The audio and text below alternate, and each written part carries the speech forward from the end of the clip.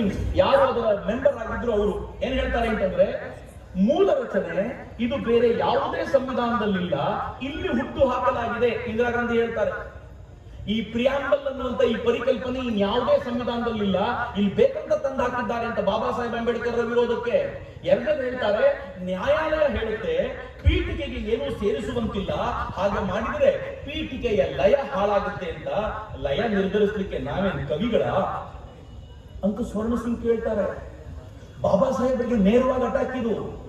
ನೀವು ಲಯವನ್ನು ನಿರ್ಧರಿಸಿದ್ದೀರಾ, ನೀವೇನು ಕವಿಗಳ ಅನ್ನೋ ತರ ಬಾಬಾ ಸಾಹೇಬರಿಗೆ ಹೇಳುವಂತ ಪ್ರಯತ್ನ ಇತ್ತಲ್ಲ, ಆ ಪ್ರಯತ್ನ ಮಾಡಿದ್ರು. ಎಲ್ಲಿವರೆಗೂ ಕಾಂಗ್ರೆಸ್ನವರಿಗೆ ತಲೆಮೇಲಿತ್ತು ಅಂತಂದ್ರೆ ಆ ಟೈಮ್ನಲ್ಲಿ, ಈ ಎಮರ್ಜೆನ್ಸಿ ಹೇರುವಂತ ಟೈಮ್ನಲ್ಲಿ, ಮಿತ್ರೆ, India is Indira, Indira is India ಅಂತ ಕಾಂಗ್ರೆಸ್ಸಿನ ಅಧ್ಯಕ್ಷರು ಹೇಳ್ತಿದ್ರು. ಇಂಡಿಯಾ ಅಂದ್ರೆ ಭಾರತ, ಭಾರತ ಅಂದ್ರೆ ಇಂಡಿಯಾ. ಆಕೆ ಏನ್ ಮಾಡಿದ್ರು ಕೂಡ ಬಾಯಿ ಮುಚ್ಕೊಂಡಿರ್ಬೇಕು ಅನ್ನೋ ಅರ್ಥದಲ್ಲಿ ಅವ್ರು ತುಂಬಾ ಭರ್ಜರಿಯಾಗಿ ಹೇಳೋರು. ಇದರ ಪರಿಣಾಮ ಏನಾಯ್ತು ಗೊತ್ತಾ? ಮೀಸಾ ಅನ್ನುವಂತ ಒಂದು ಕಾನೂನು ತಗೊಂಡ್ಬಂದ್ರು, maintenance of internal security act ಅಂತ. ಆ ಕಾನೂನಿನ ಪ್ರಕಾರ ಮಾಧ್ಯಮಗಳ ಮೇಲೆ ಪ್ರಹಾರ ಮಾಡ್ತಾ ಇತ್ತು. ಮೀಸಾ ಕಾನೂನಿನ ಪ್ರಕಾರ ಬಂಧನಗಳಾದವು. ಮೇಲಿರುವಂತ ಪೇಪರ್ ಕಟಿಂಗ್ಸ್ ನೋಡಿ, ನಾನು ಯಾವುದು ಹೇಳ್ತಿಲ್ಲ, ಎಲ್ಲ ಪ್ರೂಫ್ ಸಮೇತ ನಿಮ್ ಮುಂದೆ ಇಡ್ತಾ ಇದ್ದೀನಿ. JP. Desai, Raj Narayan held under MISA in predawn swoop. JP. ತರದವ್ರನ್ನ, ನಾರಾಯಣ್ ತರದವ್ರನ್ನ, ಅವ್ರನ್ನೆಲ್ಲರನ್ನು ಕೂಡ ಹಿಡಿದಾಕಿದ್ರು. ಮಹಾರಾಣಿ ಜೈಪುರ್, ಆಕೆಯನ್ನ ಮೀಸಾ ಅಂಡರ್ನಲ್ಲಿ ಬಂಧಿಸಲಾಯಿತು. ಮೊರಾರ್ಜಿ, ಅಡ್ವಾಣಿ, ಇವ್ರನ್ನೆಲ್ಲರನ್ನು ಕೂಡ ಮೀಸಾ ಅಂಡರ್ ಬಂಧಿಸಲಾಯಿತು. ಇವೆಲ್ಲವೂ ಕೂಡ ಇಲ್ಲಿರುವಂತ ಪೇಪರ್ ಕಟಿಂಗ್ಗಳು. ಈ ಪೇಪರ್ ಕಟಿಂಗ್ಗಳು ಹೇಳ್ತವೆ ಯಾವ ತರದ ಪ್ರಹಾರ ಆಯ್ತು ಅಂತಂದ್ರೆ, ಇಂದಿರಾ ಗಾಂಧಿ ವಿರುದ್ಧ ಯಾರ್ಯಾರು ಮಾತನಾಡ್ತಾರೋ ಎಲ್ಲರನ್ನೂ ಜೈಲಿಗೆ ಹಾಕಬೇಕು ಅಂತ. ಅದೇ ಪ್ರಭಾವ ಕಲಬುರಗಿಗೂ ಬಂದಿರೋದು. ನನ್ನ ವಿರುದ್ಧ ಯಾರಾದ್ರೂ ಮಾತನಾಡಿದ್ರೆ FIR ಮಾಡಿಸ್ತೀನಿ, ನನ್ನ ವಿರುದ್ಧ ಯಾರಾದ್ರೂ ಮಾತಾಡಿದ್ರೆ ಜಿಲ್ಲೆಗೆ ಬಿಡಲ್ಲ.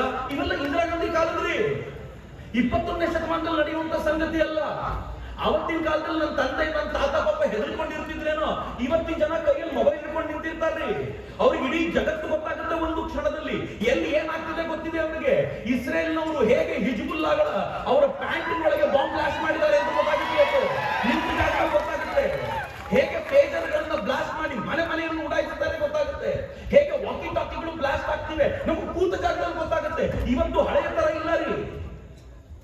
ಇವತ್ತು ಭಾರತ ಬದಲಾಗಿದೆ ಅನ್ನುವಂಥದ್ದನ್ನು ತಿಳಿಸಬೇಕಾಗಿದ್ದಿಲ್ಲ. ಆ ಕಾರಣಕ್ಕೆ ನಿಮ್ಮ ಎದುರಿಗೆ ನಿಂತಿರೋದು. ಮಿತ್ರ, ಮಾಧ್ಯಮಗಳ ಮೇಲೆ ಪ್ರಹಾರ ಹೇಗಾಯಿತು ಅಂತಂದ್ರೆ, ಕರೆಂಟ್ ಕೊಡೋದು ಬಿಡಿ, ಎರಡನೇದು, ಯಾವುದೇ ಪೇಪರ್ ಪ್ರಿಂಟ್ ಆಗಬೇಕಾಗಿದ್ರೆ ಸರ್ಕಾರದ ಅನುಮತಿ ಪಡಿಬೇಕಿತ್ತು.